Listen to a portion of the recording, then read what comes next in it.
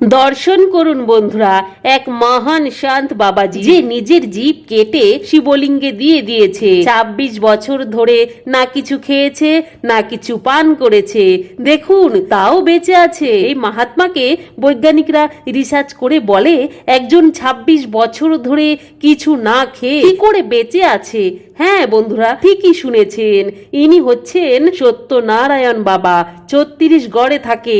আজ থেকে ৩৬ বছর আগে নিজের জিভ কেটে শিবকে দিয়ে দিয়েছেন। ভগবান শিবের ভক্তিতে লীন রয়েছে। ঠান্ডা হোক গরম হোক বর্ষা, সব সময় একই জায়গায় বসে থাকে। বাবাজি কিছু বলে না, শুধুই ইশারায় ভক্তদের সাথে কথা বলে। অনুরুদ্ধ আচার্য এই বাবাকে গুরু বলে মানে। এই সাধু মহাত্মার দর্শনে পূর্ণ হয়ে যায় সকল মনস্কামনা। তাহলে একবার কমেন্টে হর হর মহাদেব লিখতে মনে রাখবেন।